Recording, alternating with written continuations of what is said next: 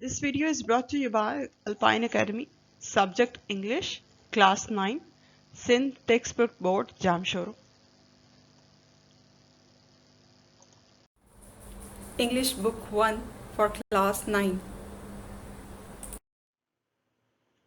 Model paper 2, ये book के last पे आपको दिया गया है मॉडल पेपर, टेस्ट पेपर है और इसके भी ऑलमोस्ट 14 क्वेश्चंस हैं। इसमें सारी एक्सरसाइज यहाँ पे हमने सॉल्व की हैं, सॉल्व एक्सरसाइजेस हैं। मॉडल पेपर 2 टेक्स्ट है, इसका रीडिंग टेक्स्ट है, reading comprehension. Read the following passage and answer the questions below. इस टेक्स्ट को समझते हुए हमने सारे क्वेश्चंस के आंसर देने हैं या एक्सरसाइजेस को सॉल्व करना है। Rice is a member of the grass family. चावलों का ताल्लुक किस फसल से है? ग्रास फैमिली से है। Along with wheat, corn, it is one of the 3 crops on which human beings largely depend as food for survival. यानी एक गंदम, व्हीट और एक कॉर्न, ठीक है, मकई, गंदम, इनके साथ ये चावल, ये तीसरी अहम फसल है जो कि इंसान सबसे ज़्यादा पैमाने पे इस्तेमाल करते हैं। यानी उस खुराक के तौर पे जो ज़िंदा रहने के लिए, ज़िंदगी गुजारने के लिए ज़रूरी है, उनमें से एक है चावल। तो मतलब ये कि दुनिया में ज़्यादातर क्रॉप्स जो फूड आइटम के हिसाब से यूज़ होती हैं वो कौन सी हैं? Corn, wheat and rice. Rice is now one of the most important crops at the global level. चावल की फसल सबसे ज़्यादा अहम हो चुकी है इस वक्त पूरी दुनिया में, as it is used as a staple food in the most countries of the world, क्योंकि ग़िज़ाई अजनास में से सबसे ज़्यादा अहमियत की हामिल है चावल की फसल अब, and will continue to be so for the foreseeable future। मुस्तकबिल में भी यही अंदाज़ा लगाया जा रहा है कि चावल की फसल सबसे ज़्यादा इस्तेमाल होगी खाने में। In the coming 30 years, the world will require 70% more rice than that it requires today। इस एस्टिमेशन के थ्रू ये भी अंदाज़ा लगाया गया है या गैस है कि आने वाले 30 सालों में पूरी दुनिया में चावल की जो ज़रूरत है, उसकी डिमांड है, वो 70% ज़्यादा हो जाएगी जितनी कि आज की ज़रूरत है। आज के ज़माने में जितनी ज़रूरत है उससे 70 गुना ज़्यादा बढ़ जाएगी इसकी demand in the coming 30 years, ठीक है। सो फर्स्ट पैराग्राफ में इसकी इंटरनेशनल इम्पोर्टेंस के बारे में बताया गया, राइस की क्रॉप्स। नेक्स्ट देखिए, Pakistan is the world's 4th largest producer of rice. Pakistan दुनिया में चावल की फसल पैदा करने वाला या चावल की पैदावार के एतबार से चौथे नंबर पे आता है। Each year it produces an average of 6 million tons, and together with the rest of the South Asia, the country supplies 30% of the world's rice। हर साल पाकिस्तान औसतन 6 मिलियन टन चावल की फसल पैदा करता है, एवरेज अंदाजे से, ठीक है। और फिर जो साउथ एशिया में मुस्लिम बाकी कंट्रीज आते हैं साउथ एशिया में, उनको मिला के, उनके साथ मिल के ये दुनिया का तकरीबन 30% ज़रूरत या इसकी डिमांड जो है ना राइस की, उसको पूरा करता है। पाकिस्तान साउथ एशिया के बाकी कंट्रीज से मिलके दुनिया में जितना चावल या चावल की प्रोडक्शन जाती है, सप्लाई होती है, उसमें से 30% ये प्रोवाइड करता है, 30%। Rice is Pakistan 3rd largest crop. Pakistan की तीसरी बड़ी फसल है चावल की फसल in terms of area soon after wheat and cotton, गंदम और कपास के बाद। यानी इसमें हमें ये भी पता चला कि व्हीट, कॉटन और राइस पाकिस्तान की लार्जेस्ट क्रॉप्स हैं, ठीक है। About 11% of Pakistan total agricultural area is rice during the summer और खरीफ सीजन। अब जितना भी पाकिस्तान में ज़राई ज़मीन के लिए हिस्सा है, एरिया है, ज़मीन है, ठीक है, जहाँ पे फसलें मौजूद हैं, उसका तकरीबन 11% हिस्सा जो है वो टोटल चावल की फसल पे है। और जैसे कब चावल की फसल कब बोई जाती है, ये आपने पहले भी एसएसटी की बुक्स में पढ़ा होगा। फसल रबी, फसल खरीफ, यानी सीज़न होते हैं 6 महीने अलग सीज़न होता है, 6 महीने अलग सीज़न होता है यहाँ पर पाकिस्तान में। तो 6 महीने के लिए कुछ फसलें बोई जाती हैं और फिर बाकी जो पकी होती हैं उसको काट ली जाती हैं। फिर सीज़न जब चेंज होता है तो वो 6 महीने वाली पकी फसलों उनको काटा जाता है, उनको लिया जाता है और फिर दूसरी बो दी जाती हैं। तो फसल जैसे सीज़न होता है फसलों का, रिपिंग सीज़न खरीफ और रबी। तो खरीफ यानी समर में चावल की फसल का मौसम होता है। एग्रीकल्चर कहते हैं ज़राई शुबा, एग्रीकल्चरल एरिया, ज़राअत का हिस्सा, ज़राई इलाका।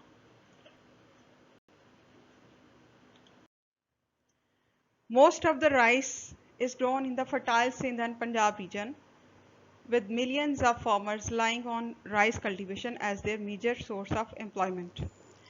Cultivation भी फसल को ही बोलते हैं, खेती बाड़ी, और मिलियंस ऑफ फार्मर, ठीक है। फर्टाइल ज़रख़ीज़ ज़मीन को कहते हैं जो खेती बाड़ी के लिए मौजू मुनासिब हो।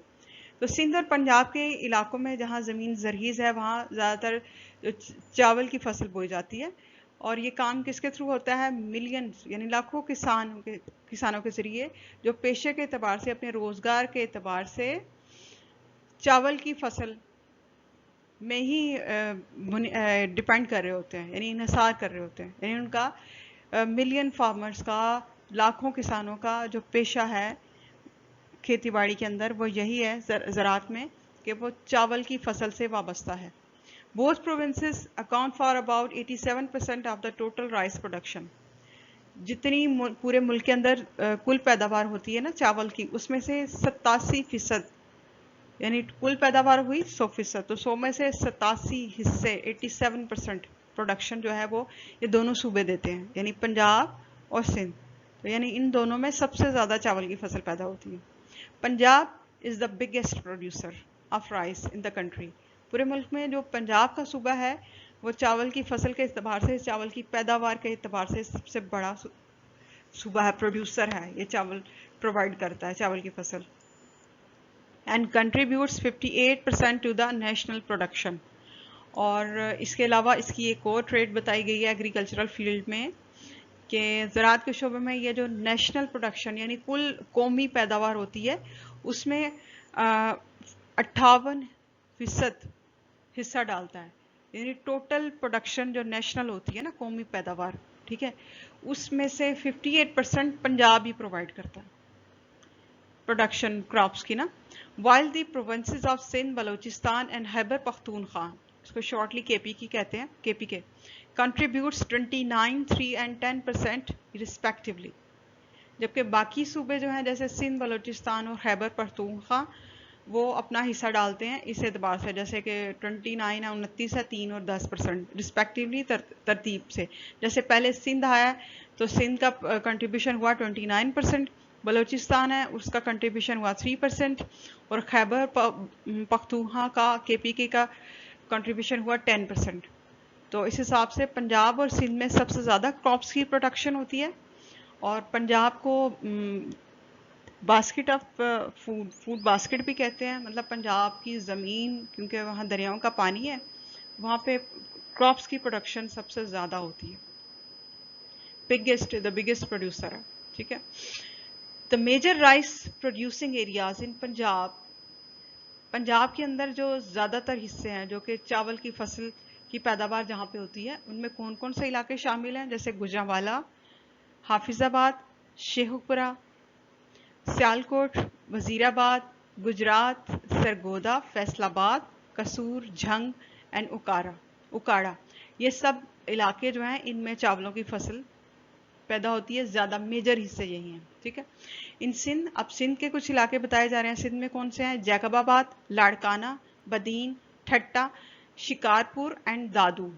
इन सब इलाकों में ज़्यादातर चावल की फसल पैदा होती है, जैसे are important rice cultivation areas, ठीक है। सिंध के ये मेन हिस्से हैं और पंजाब के भी ऊपर डिफाइन हुए। District Naseerabad in Balochistan and some parts of KPK यानी Khyber Pakhtunkhwa also have rice producing areas, ठीक है। बलूचिस्तान के नसीराबाद में और केपीके के कुछ इलाकों में भी फसल की पैदावार होती है। कुछ the Kallar bowl area, Kallar जो है ये इलाका है located between the Ravi and Chenab rivers in Punjab. सुबह पंजाब में दरिया रावी और दरिया चनाब के दरमियान में एक इलाका है, उसको कलार कहते हैं, ठीक है। वहाँ पर क्या है, उसकी एक चीज़ मशहूर है, due to its agro climate and soil condition. इसकी मट्टी और इसका जो वेदर की कंडीशन है बहुत ज़्यादा आइडियल समझी जाती है चावल की फसल के एतबार से। Is famous for producing basmati rice. तो वहाँ पे बासमती चावल की पैदावार होती है, बासमती चावल की फसल की पैदावार होती है, ये इसकी वजह से मशहूर है। अब बासमती राइस कौन सा होता है, सबसे अच्छी क्वालिटी का चावल। बासमती राइस की खुशबू बहुत अच्छी होती है, ये कुकिंग में बहुत अच्छे होते हैं, देखने में बहुत खूबसूरत होते हैं ये, ठीक है। फ्लेवर और क्वालिटी दोनों के हिसाब से, टेस्ट के हिसाब से ये सबसे बेस्ट चावल समझा जाता है बासमती राइस, ठीक है। In Swat at high altitude mountain valleys, Swat के अंदर भी कुछ पहाड़ी इलाकों के हिसाब से कुछ इलाके हैं, वादियां हैं जो सतह समंदर से हाई हाई लेवल के ऊपर हैं। द टेम्परेचर और जैसे कि दर्जा हरारत के अतबार से भी, और वहाँ के ज़मीन के लेवल, सतह ज़मीन या उसके लेवल के हिसाब से, जैसे जपोनी का राइस, ठीक है, एक चावल का नाम है, वो वहाँ पे उसकी पैदावार होती है, जपोनी का राइस की फसल वहाँ पे ग्रो होती है। In south KPK, Sindh and Balochistan, इन इलाकों में the IRRI type, IRRI, IRRI type, ये भी चावल की फसल का एक नाम है, विच इज़ लॉन्ग ग्रेन, जो कि चावल बहुत लंबे होते हैं देखने में ना, जब बनते हैं पकते हैं तो वो बहुत लंबे लंबे दानों में फूलते हैं, मतलब। तो लॉन्ग ग्रेन स्टाइल है उनका, हीट टॉलरेंट और tropical type of rice is grown. वहाँ पर ये इरी टाइप राइस की फसल वहाँ पे ग्रो होती है, साउथ खैबर पख्तूनख्वा, सिंध और बलूचिस्तान में।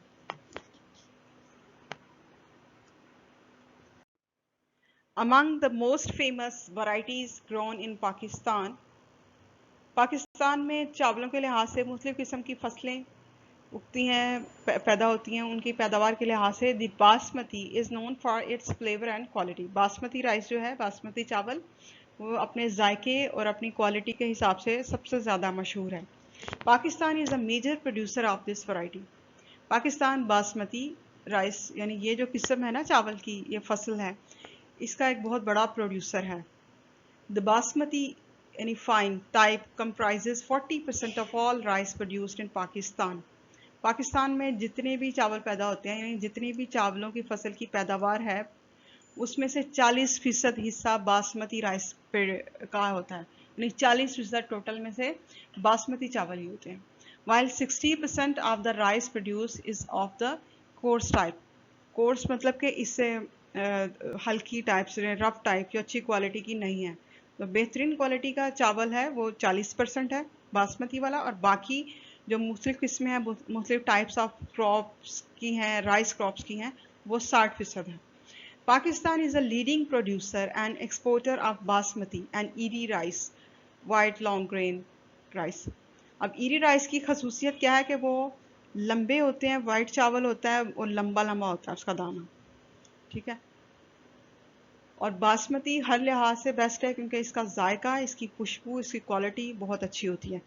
तो पाकिस्तान लीड कर रहा है ना इस पैदावार में, यानी ये दो चीज़ें जो है ना, बासमती और ईरी राइस, इन दोनों टाइप में राइस क्रॉप में पाकिस्तान इस वक्त लीड कर रहा है एक्सपोर्टर के हिसाब से, यानी इन फसलों को बरामद करने यानी बाहर के ममालिक में सेल करने के हिसाब से पाकिस्तान लीड कर रहा है इस वक्त।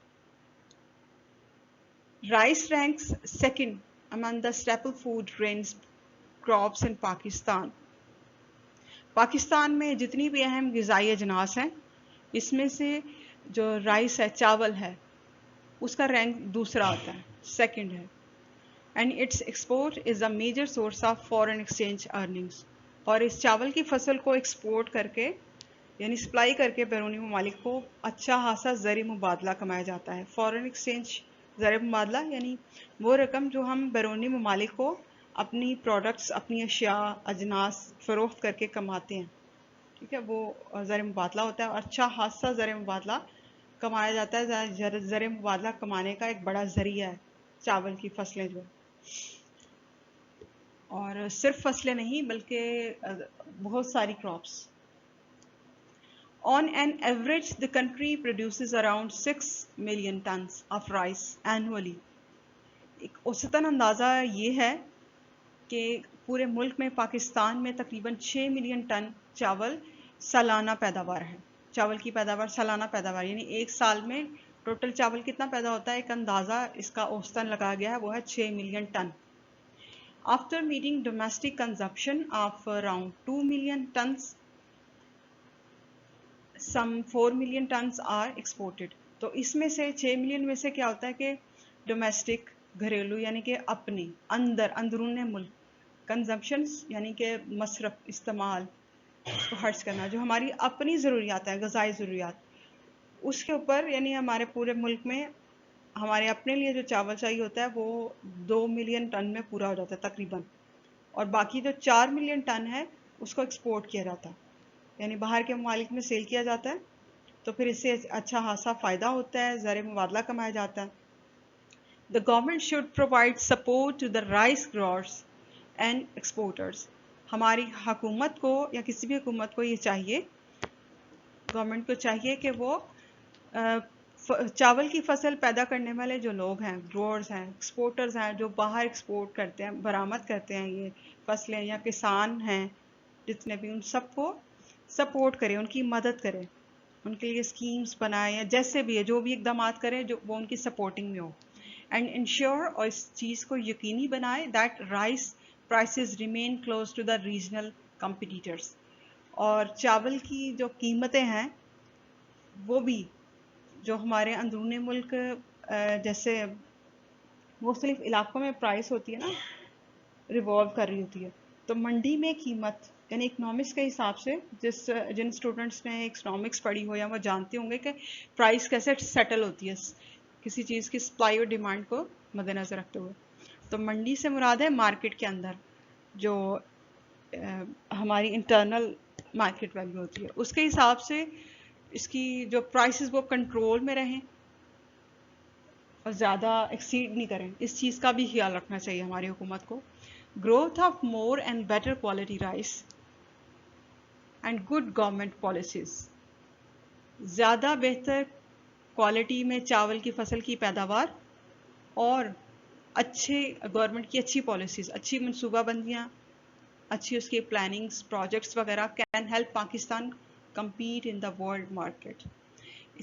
ये सब करने से क्या होगा कि ये सब पाकिस्तान की मदद कर सकती है, ये चीज़ें, ये पाकिस्तान को सपोर्ट कर सकती हैं कि पाकिस्तान बैनुल-अक़वामी मंडी में, यानी मार्केट में मुकाबला कर सके इंटरनेशनल एक्सपोर्टर्स का, and earn more foreign exchange, और ज़्यादा से ज़्यादा, इससे भी ज़्यादा ज़र मुबादला कमाएं, इससे मुल्क को ही फ़ायदा होगा। मॉडल पेपर 2 का टेक्स्ट हमने पढ़ लिया, अब इसकी एक्सरसाइजेस हम सॉल्व करेंगे। सो क्वेश्चन नंबर 1 है, read the text and complete the following sentences by selecting one option from those given. आपने एमसीक्यूज की तरह इसको सॉल्व करना है, ठीक है। जैसे ए ऑप्शन है, the most suitable title for this passage is, और इसमें से क्या आएगा? ऑप्शन ए है, rice is the staple food of the people of Pakistan. B है, the future of the rice industry in Pakistan. सी है, राइस प्रोडक्शन इन पाकिस्तान। और ये है, Pakistan is the world's largest rice producing country. अब देखिए, ऑलमोस्ट चारों टॉपिक्स इस टेक्स्ट में मौजूद हैं, हर चीज़ का जिक्र है, लेकिन सबसे ज़्यादा जो चीज़ मेंशन हुई है वो है प्रोडक्शन, राइस प्रोडक्शन पाकिस्तान की। पाकिस्तान में फसल की पैदावार की क्या डिटेल है और उसका रेशो वगैरह, उसके परसेंटेजेस, ये सब कुछ बताया गया है। तो ऑप्शन सी पहला आंसर होगा, ऑप्शन सी। सो टिक राइस प्रोडक्शन पाकिस्तान, ये आंसर है। अब बी सेंटेंस है, most of the rice in Pakistan is grown in dash, Punjab and KP के, बलोचिस्तान एंड सिंध, केपी के एंड सिंध, या फिर सिंध एंड पंजाब। तो इसमें ऑप्शन डी आएगी, डी को टिक करें, क्योंकि सिंध एंड पंजाब, आपने देखा था कि पंजाब और सिंध 80%, 87% टोटल प्रोडक्शन प्रोवाइड कर रहे थे, जिसमें से 58% पंजाब का था, 29 उसका सिंध का। तो सिंध एंड पंजाब को टिक करें। फिर सी है sentence, most of the basmati rice is grown in an area that is located between. Basmati rice जो सबसे ज़्यादा उसकी फसल पैदा होती है, कौन सा एरिया, वो कहाँ पर है वो। टेक्स्ट में ये भी मेंशन हुआ है। ए ऑप्शन है Chenab and Sutlej, B option है चनाब एंड ब्यास, ये दरियाओं के नाम है, सी ऑप्शन है चनाब एंड झेलम, और डी ऑप्शन है चनाब एंड रावी। तो दरिया चनाब और दरिया रावी पंजाब में ये टेक्स्ट के अंदर आया था, तो option D is the right answer. तो डी को टिक करें।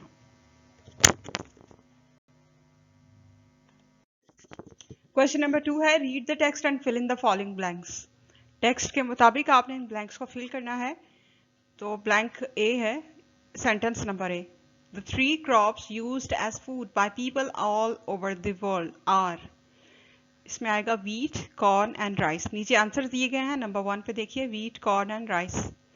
बी ऑप्शन है basmati rice is famous for its, B पे आंसर देखिए, flavour and quality, and Pakistan produces dash percent यानी 40% of this type. Option C, the 3 major crops of Pakistan are. अब इसमें number 3 पे देखिए answer, wheat, cotton and rice. फिर blank या sentence number D है, Pakistan exports 2 types of rice, these are. अब number 4 पे देखिए answer, basmati and IRRI, IRRI। Sentence number E देखिए, the total rice production of Pakistan on an average is. Total production जो annual इसकी text में बताई गई थी वो है 6 मिलियन टन्स।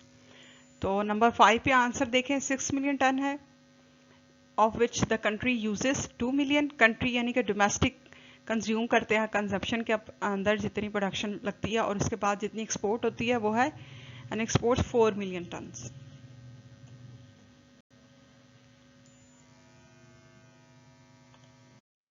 क्वेश्चन नंबर 3 है, the following statements are all incorrect. ये इनकरेक्ट है, टेक्स्ट पढ़ के इनको करेक्ट करना है। ठीक है, ए देखिए, Pakistan alone provides 30% of the world's rice. 30% provider जरूर आया प्रोड्यूसर टेक्स्ट में, लेकिन उसकी डिटेल थोड़ी सी चेंज थी। जैसे कि इसका नंबर 1 में देखिए answer, Pakistan produces 6 million tons of rice crops and together with the rest of South Asia it supplies 30% of the world's rice. ठीक है, इसमें कुछ साउथ एशिया के बाकी कंट्रीज भी साथ में कंट्रीब्यूट करते हैं और फिर ये 30% सप्लाई करता है। B, about 10,000 farmers in Pakistan depend on rice growing as their source of income. Pakistan में तकरीबन 10,000 के करीब किसानों का पेशा जो है वो चावल की फसल से वाबस्ता है या उनके रोजगार का जरिया है ये। तो इसकी करेक्शन ऐसे है, नंबर 2 पे देखिए आंसर, नीचे millions of farmers in Pakistan depend on rice growing as their source of income. तो मिलियंस है, हजारों नहीं है, लाखों की तादाद में। सी ऑप्शन, सी सेंटेंस है, Punjab produces 87% of the rice produced in Pakistan. तो नंबर 3 पे ऑप्शन है, नंबर 3 का आंसर है नीचे ब्लू में देखिए, पाकिस्तान यानी Punjab produces 58% of the rice produced in Pakistan. तो परसेंटेज आपने सही कर देनी है, 58 है क्योंकि 87 टोटल में है पंजाब और सिंध का। फिर सेंटेंस नंबर डी है, Sindh accounts for 10% of the rice produced in Pakistan. और सिंध का परसेंटेज क्या टेक्स्ट में बताया गया है, नंबर 4 पे आंसर देखिए, Sindh accounts for 29% after the rice produced in Pakistan. ये देखिए 29 और 58, इन दोनों को प्लस करें तो 87 याद। E option, E sentence, the government should ensure that rice prices remain close to international markets. अब इसका आंसर, इसकी करेक्शन इसमें है, नंबर 5 पे देखें, the government should ensure that the rice prices should remain close to the regional competitors and markets. Question number 4 है, read the text and answer the following questions. टेक्स्ट को पढ़ के आपने इन सवालों के जवाब देने। ठीक है, अब प्रैक्टिस यही है कि टेक्स्ट को जितना अच्छा आप समझोगे, कोई भी सवाल उससे रिलेटेड पूछे जा सकते हैं जिसके आंसर टेक्स्ट के अंदर ही होते हैं। तो टेक्स्ट की रीडिंग करना, समझते हुए रीडिंग करना, ये आपको सीखना है। इसकी अच्छे तरीके से आप प्रैक्टिस किया करें। अब सवाल देखिए, क्वेश्चन नंबर ए है, why is the rice one of the most important crops in the world? Rice crop है दुनिया की अहम तरीन फसलों में से है, क्यों इतनी अहम है? बी क्वेश्चन है, इसका आंसर जो भी टेक्स्ट में आपने पढ़ा है वो आपने रिप्लाई करना है, वो कंपोज करना है। फिर बी है, why is the Kallar bowl area situated for growing the basmati rice? Kallar area के बारे में हमने टेक्स्ट में पढ़ा, जिसमें बासमती चावल की फसल बहुत अच्छी पैदा होती है। तो क्यों, क्या वजह इसकी?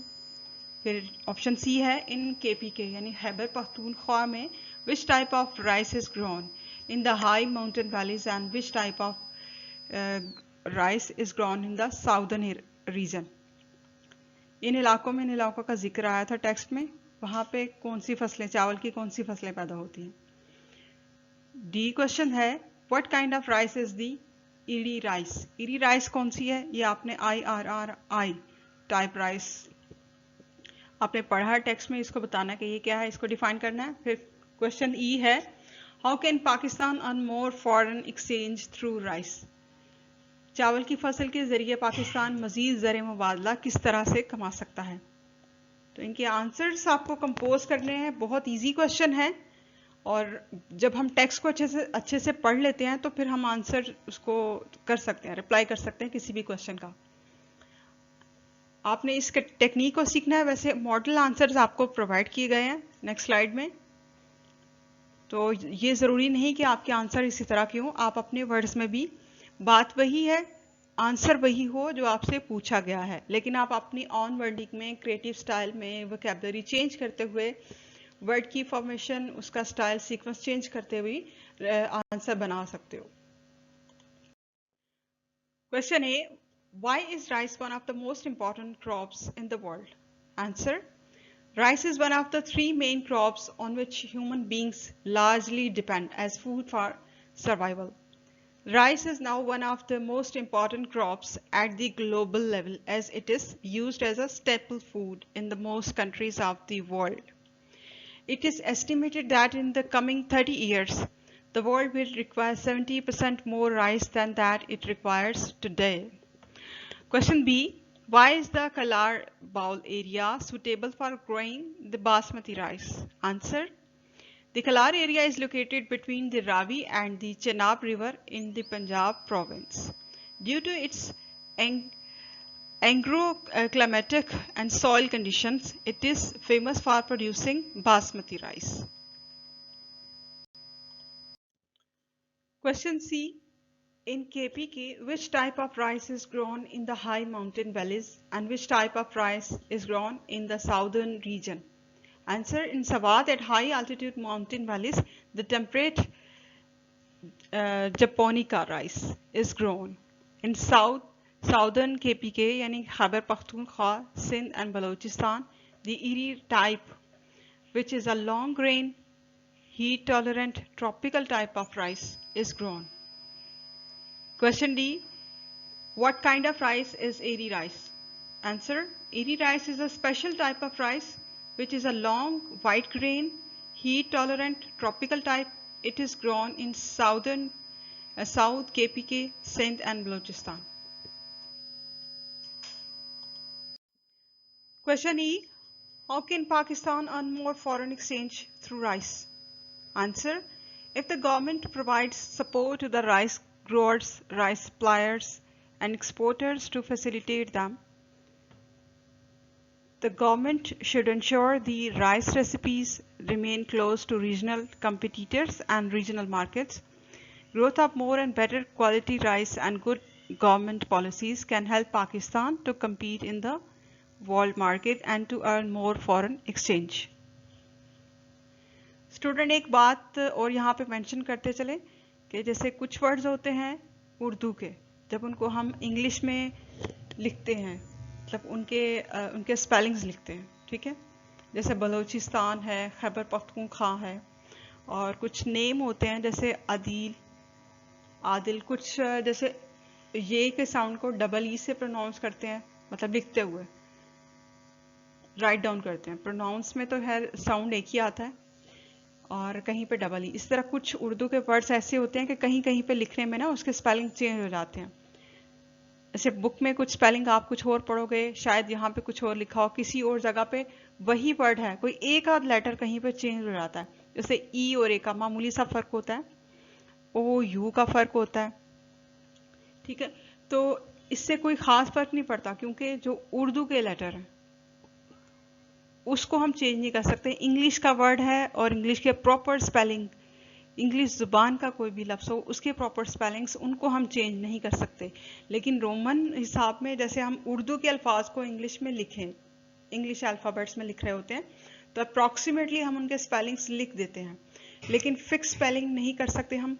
फिक्स इसलिए नहीं कर सकते क्योंकि ये लफ्ज़ ही उर्दू ज़ुबान के हैं। इनके जो उर्दू ज़ुबान के वर्ड्स हैं उनके फिक्स स्पेलिंग उर्दू ज़ुबान में होंगे, और जो इंग्लिश के हैं वर्ड्स उसके फिक्स स्पेलिंग इंग्लिश ज़ुबान में ही होंगे। यानी किसी भी लैंग्वेज के जो वर्ड्स होते हैं उसकी स्पेसिफिकेशन, उसके स्पेलिंग्स और प्रॉपर प्रोनाउंसिएशन उसी लैंग्वेज में मौजूद होता है। तो ये छोटी सी मामूली सी चीज़ थी, कभी कभार आपको इरिटेट कर सकती है, तो इसलिए यहाँ पर इसको एक्सप्लेन किया गया। क्वेश्चन नंबर 6 है, join the two simple sentences given below to form a compound sentence by using and, but, because, as, so. As appropriate, you can use one word only once. ठीक है, एक word को आपने एक ही मरतबा use करना है, और ये जितने भी वर्ड्स हैं यानी कि इनको कहते हैं कंजंक्शंस, जो कि कंपाउंड वर्ड बनाने के लिए यानी दो जुमलों को मिलाने के लिए इस्तेमाल किए जाते हैं। तो कंजंक्शन की एक्सरसाइज भी हमने की थी बुक में, आप पहले से भी इसके बारे में जानते हो। तो हम करते हैं इसको सॉल्व। के है sentence, Sohail and Aslam practiced a lot. They both got selected on the school tennis team. ये दो जुमले हैं ना डिफरेंट, ठीक है, दोनों हैं सिंपल, इनको जरा कंपाउंड बनाना है, इन दोनों को मिलाना है।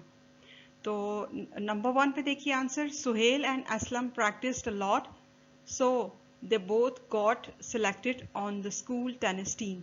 हमने इसमें कंजंक्शन यूज की है सो लगा के कॉमा हटा दिया और एक सेंटेंस इसको बना दिया। नंबर 2, सो लगा के कॉमा भी नहीं लिखेंगे हम, और फुल स्टॉप भी हटा दिया, और नेक्स्ट को दे का जो कैपिटल था वो स्मॉल कर दिया क्योंकि ये एक ही सेंटेंस चल रहा है, ठीक है। नंबर 2 यानी कि के बाद एल पे देखिए, our school is very old, एक जुमला है, it is located near the new shopping area दूसरा है, इन दोनों को एक बनाना है।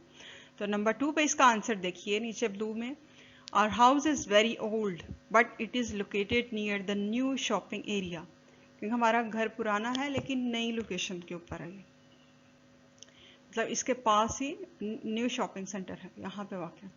नंबर 3 पे देखिए यानी M sentence, Sabiha was studying very hard, she wanted to get the first position in class. ये दो सेंटेंसेस हैं, इनको एक बनाना है कंजंक्शन यूज करते हुए। तो नंबर 3 पे आंसर देखिए, Sabiha was studying very hard because she wanted to get the first position in the class. तो यहाँ पे हमने यूज किया है बिकॉज, दोनों को मिलाने के लिए। अब यहाँ पे सबीहा, इसमें बी के बाद डबल ई भी कुछ लोग यूज करते हैं, ये वही पॉइंट है जो मैं लास्ट स्लाइड में बता रही थी।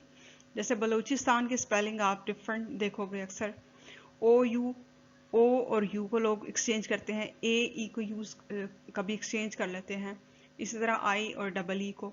तो इससे कोई ख़ास फ़र्क नहीं पड़ता क्योंकि हम फिक्स नहीं कर सकते, उर्दू के वर्ड्स के इंग्लिश स्पेलिंग्स लेटर्स में हम फिक्स नहीं कर सकते, एस्टिमेटेड जैसे प्रोनाउंस हो जाए उस तरह हम बना लेते हैं।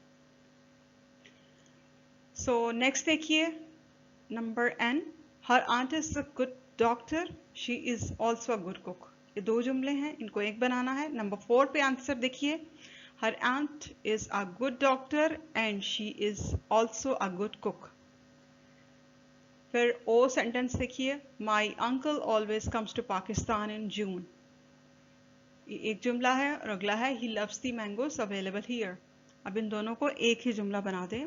नंबर 5 पे आंसर देखिए, my uncle always comes to Pakistan in June as he loves the mangoes available here.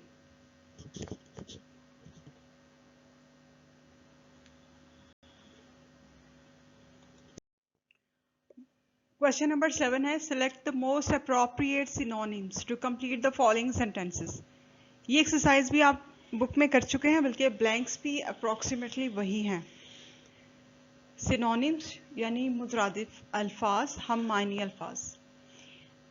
के है option sentence everyone in the room was quite, QUIET quite आएगा इसमें। Everyone in the room was quite, only the baby was crying. अब still, quite और noiseless, तीनों के meaning एक हैं, लेकिन कॉन्टेक्स्ट के हिसाब से यहाँ पे जो वर्ड सूट कर रहा है वो आएगा QUIET। नीचे आंसर्स हैं, नंबर 1 पे देखिए आंसर। फिर L है the ring that my aunt gave me for my birthday is made up real gold. फिर M है the sea is very violent during the summer months. इसमें वायलेंट आएगा, डिसऑर्डर वायलेंट रॉफ में से violent answer आएगा इसमें। Sentence number 8 है it is important that I reach the office on time every day as I want a promotion. So sentence number O है he will be punished as his case is very weak. अब ये नीचे answers हैं, यहाँ से आप follow कर लें answers. Quite, real, violent, important, weak. Question number 8 है change the narration in the following dialogue. Narration मतलब क्या है? डायरेक्ट इनडायरेक्ट है, डायरेक्ट डायलॉग्स हैं, इनको इनडायरेक्ट फॉर्म में चेंज करना आपने। तो सेंटेंस ए है I hope that we get the bus tickets said Daniyal. इसका आंसर देखिए, नीचे ब्लू में आंसर्स हैं सारे। नंबर 1 पे देखिए Daniyal hoped that they would get the bus tickets.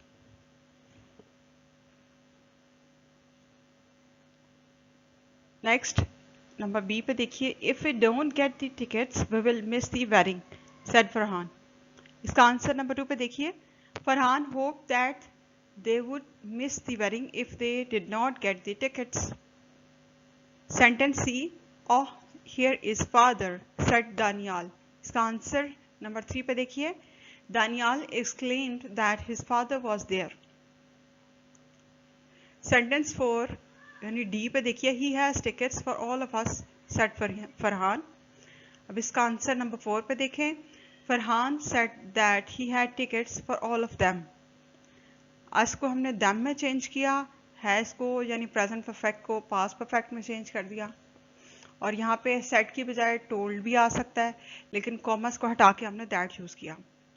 Number 5 E पे देखिए Salma said I wish we were going by train. I wish hope वाले सेंटेंसेस भी आपने पीछे एक्सरसाइज में किए थे बुक में।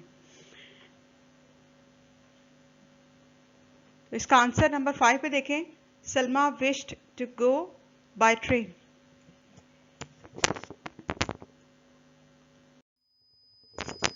Question number 9. Fill in the blanks in the following paragraph using since or for. Since और for का इस्तेमाल यूजेज आप कर चुके हैं, बुक में आपको बहुत अच्छी तरह एक्सप्लेन किया गया है, और इसके अलावा इसकी एक्सरसाइजेस भी की आपने। ठीक है, सिंस स्टार्टिंग पॉइंट टाइम को जब हम बता रहे होते हैं कब से स्टार्ट हुआ था कोई काम, तब हम सिंस यूज़ करते हैं। ड्यूरेशन के लिए, वक्त के दौरानिए को जब हमने बताना हो तो फॉर यूज़ करते हैं। अब नीचे ब्लू में सारे आंसर्स हैं सीक्वेंस के साथ। 6 ब्लैंक्स हैं तो 6 आंसर्स हैं। जैसे नंबर 1 ब्लैंक में आएगा for, then since, then for, then since, then for, since, then for. अब मैं आंसर्स के साथ इस पैराग्राफ को रीड करूंगी। They have been living in this house for 50 years. यहाँ पे ड्यूरेशन है तो हमने फॉर यूज किया। They have been living here since his father was born. अब कब से? जब से उनके वालिद साहब पैदा हुए। ठीक है, ये तब से उनका लिविंग का स्टार्ट यानी उस वक्त से यहाँ पर है, तो यहाँ पे सिंस हमने यूज किया। However, we have constantly been moving for the last 15 years, ever since my father joined the army. It has been a long time since we have lived in any place for more than 2 years.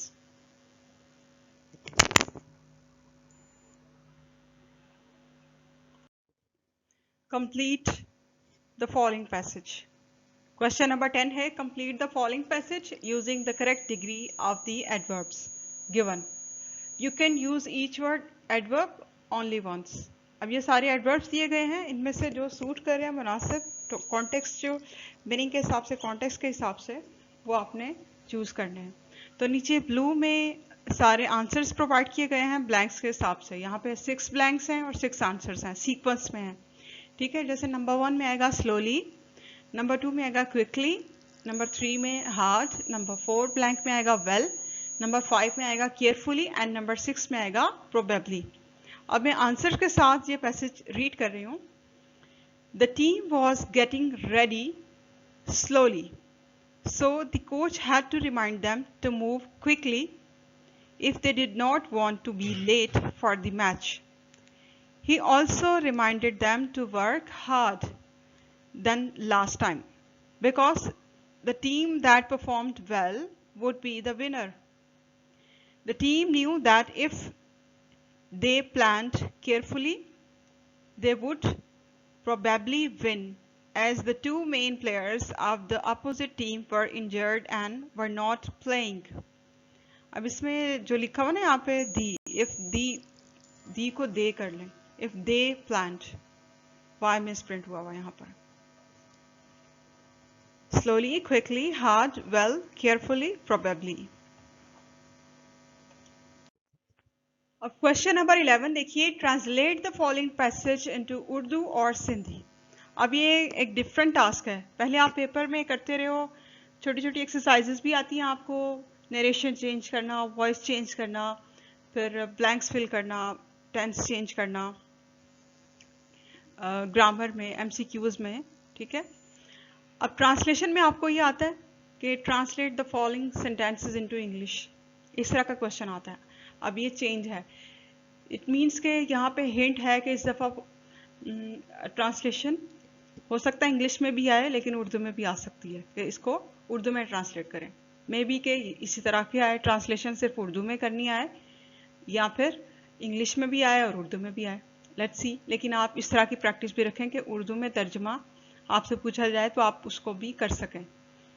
अब translate करना है इसको उर्दू में या सिंधी में, जिसको सिंधी आती है वो सिंधी में भी इसको ट्रांसलेट कर सकता है, सिंधी तर्जमा भी लिख सकता है।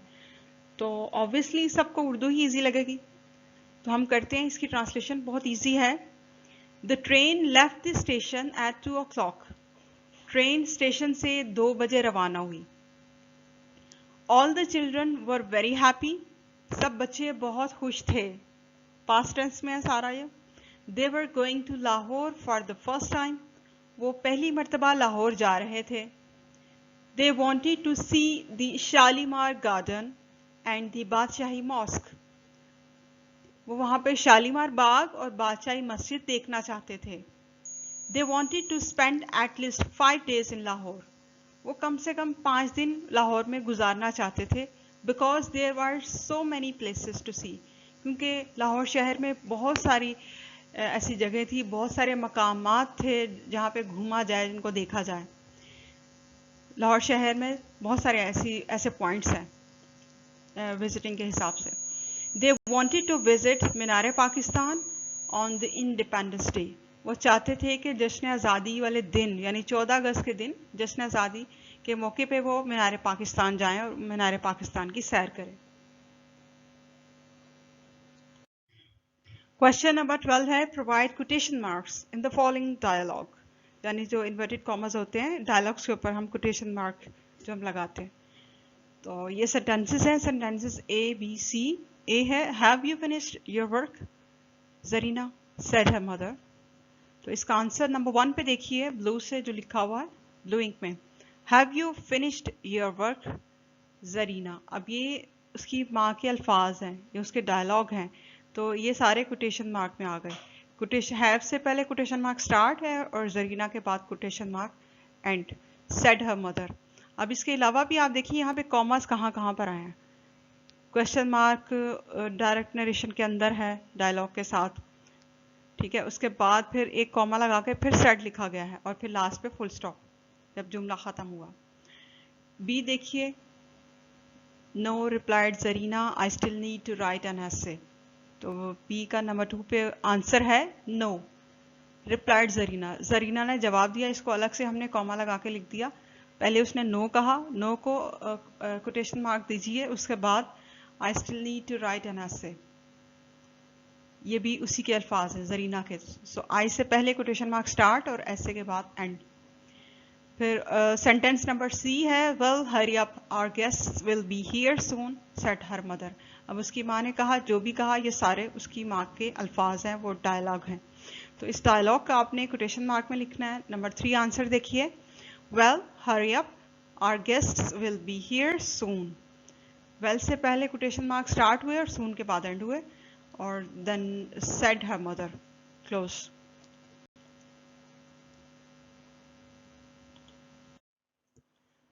अब ये क्वेश्चन है, क्वेश्चन नंबर 13, राइटिंग सेगमेंट है। इसमें आपने इसी तरह एक ऐसे लिखना है जैसे पिछले मॉडल पेपर में था।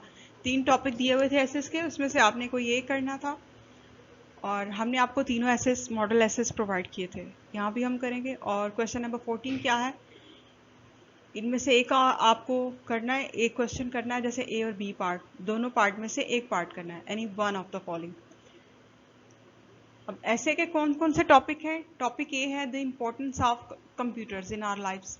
अब कंप्यूटर के ऊपर लिखना बहुत इजी है, आप लोग इसको यूज़ करते हो, टेक्नोलॉजी में बहुत इन है, और आज के दौर में आजकल के स्पेशली जो 7-8 मंथ से तो बहुत ज़्यादा ये यूज़ हो रहा है कंप्यूटर। इसके ऊपर आप लिख सकते हो। फिर बी ऑप्शन है कि पाकिस्तान में लिटरेसी की ज़रूरत है, लेकिन स्पेशली एग्रीकल्चरल फील्ड में, क्योंकि पाकिस्तान का जो ज़राई शोबा है बहुत अहम तरीन शोबा है, बल्कि मोस्टली फॉरेन एक्सचेंज यानी कि ज़र मुबादला जो इसी शोबे से वाबस्ता है, इसी से कमाया जाता है। इसलिए इस शोबे में पढ़े लिखे अफराद का आना, एजुकेटेड पर्सन का आना ज़रूरी है।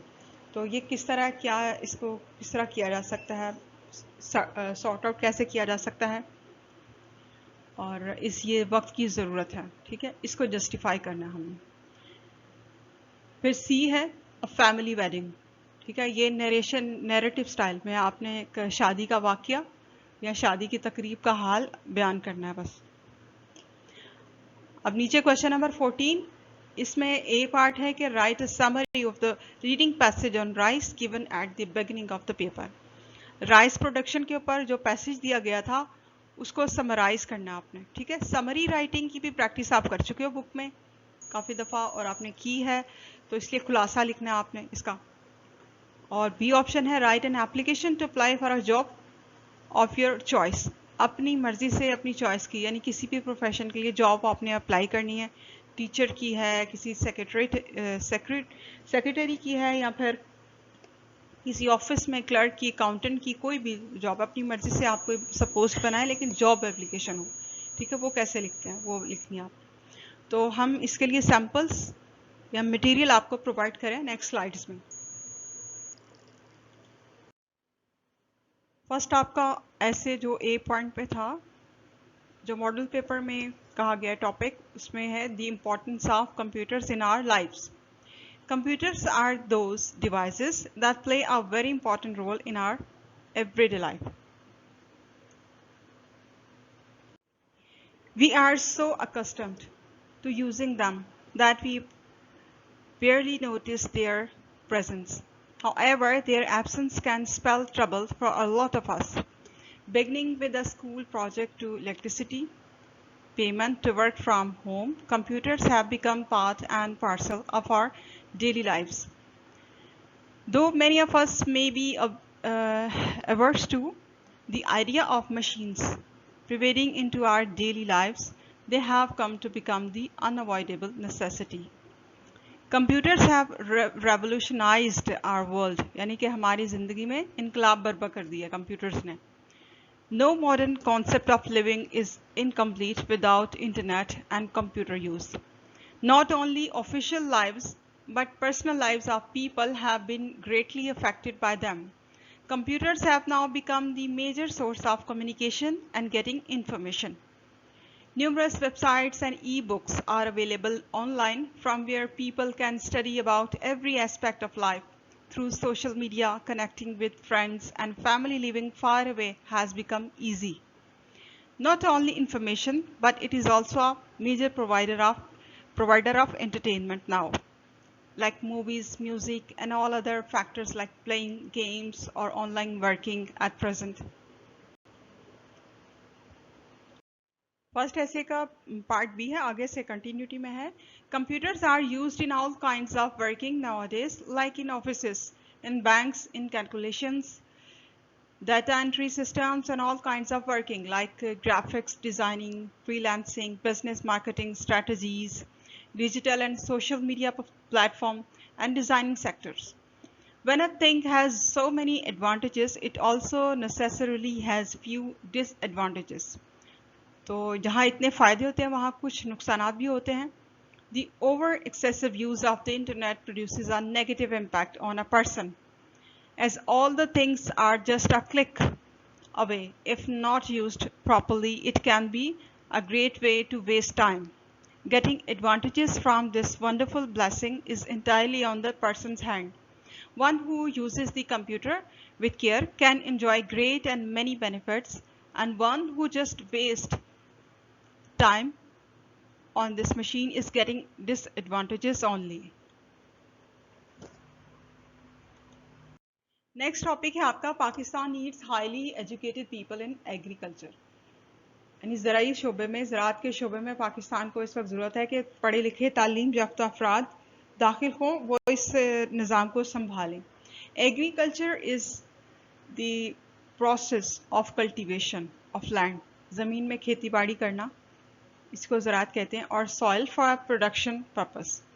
Agriculture plays a vital role for economy of Pakistan and its development.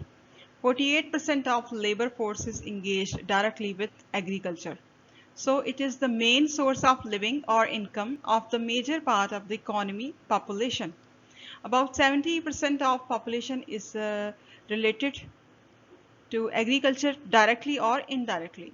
Agriculture is the major source of food of huge population of Pakistan. It is the need of the hour that the literate and educated people should enter the agriculture of Pakistan so that its production may settle on the latest measures and technology. Measures मतलब इक़दामात. Next है, in Pakistan, crop productivity can be enhanced significantly by improving availability of good quality agriculture inputs like seed, fertilizers, pesticides, herbicides, water, and other efficient, judicious and balanced use. Productivity पैदावार को कहते हैं, enhance का मतलब बढ़ाना, और availability का मतलब है दस्तयाबी, फराहमी. ठीक है, ये सीड्स और फर्टिलाइज़र वगैरह सब जो जदीद किस्म के प्रोडक्शन को बढ़ाने के लिए चीज़ें और ज़राए रिसोर्सेज इस्तेमाल होते हैं, उनके नाम हैं. Knowledge of seeds, crops, mechanism, soil, climate, and agriculture science. Right use of resources like soil and water, time management, market demand, dry production. इन सब की ज़रूरत है, इन सब से अवेयरनेस की ज़रूरत है. अवाम को, फार्मर्स को, इससे यानी वो अवाम जो इस काम के शोबे से मुंसलिक है, फार्मर्स या सप्लायर्स या फिर एक्सपोर्टर्स, वो इन सारी चीज़ों से अवेयर हों.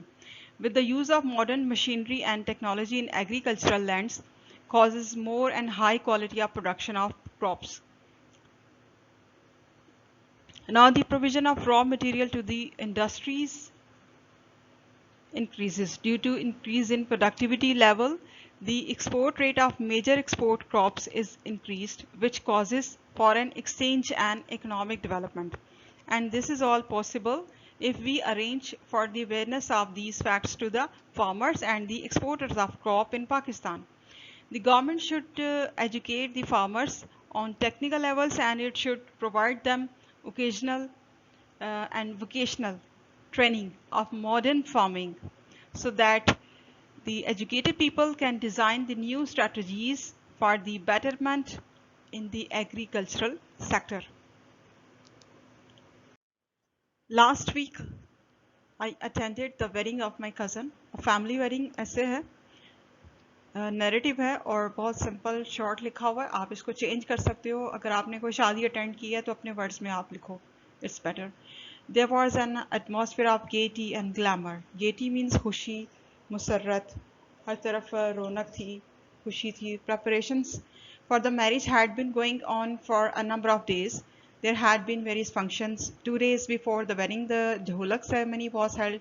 The bride's party had come to our house and gave clothes, watch, और कुछ दूसरे gifts वगैरह to the bridegroom. In the evening, there was the ladies' mehndi. Girls sang. Girls and women danced and sang songs. The next day, we had another event. On wedding day in the afternoon, all the elders of the house and the guests gave gifts to Dulha. He was decked up handsomely. We all were dressed in our best clothing. The marriage procession started at around 4 p.m. The bridegroom was riding a decorated car. Band was playing the tunes of the latest hit songs. Young boys were dancing to the tunes of the band. The bridegroom's sister was very gorgeously dressed. She too was a newly married girl. The party reached the bride's house at around 7 p.m. We were served cold drinks and snacks. We were given a delicious dinner. The marriage was ended with the other rituals. In the early hours of the morning, we returned to our house with a very beautiful and charming bride. Everybody was very happy. Next आपका question है summary का है, summarise करना इसी text को.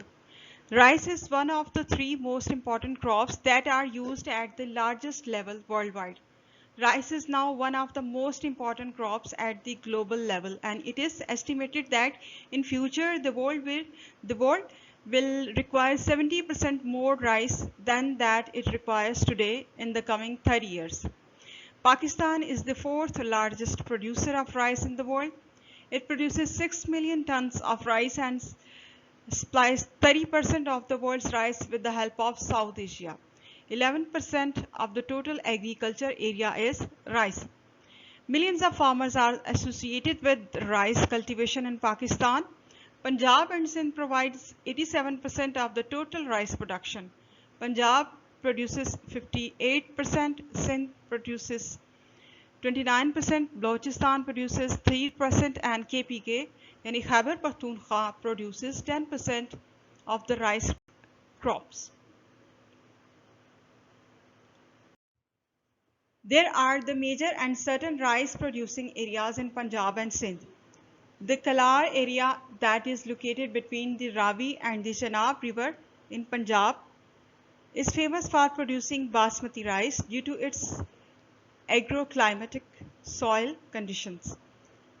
Japonica rice is grown in Swat and the Eri rice is grown in South KPK. Basmati is famous for its flavor and quality.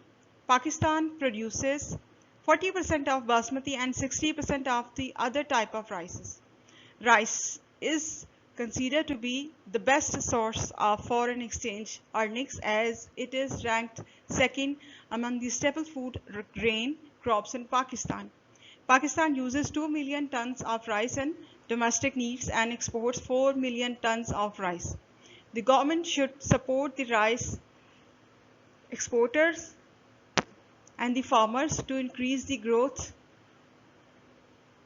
and to earn more foreign exchange. Model paper 2, last question, job application.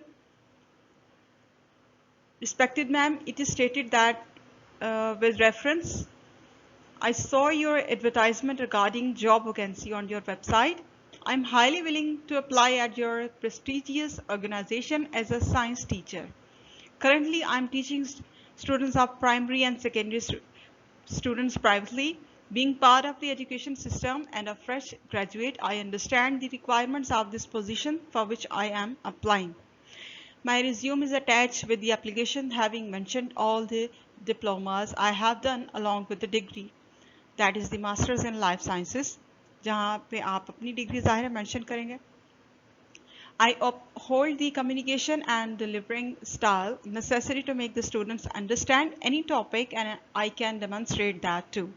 I request you to please visit my profile once. I shall be waiting for your encouraging reply. Sincerely, अब subject mention करना और start के ऊपर and के ऊपर क्या format आएगा, ये बहुत दफ़ा आपको पहले भी बताया जा चुका है, और जॉब एप्लीकेशन की प्रैक्टिस आप पहले भी कर चुके हो लास्ट यूनिट्स में, बुक में। तो आपने उसी फॉर्मेट को अप्लाई करते हुए ये कंपोज करनी है या लर्न करनी है, इसको करें, या कोई और किसी और टॉपिक पे कोई और जॉब के लिए अप्लाई करना है तो आप इसका कॉन्टेक्स्ट आप चेंज कर लीजिएगा, कंटेंट इसका थोड़ा सा। Thank you very much for listening to the instructor of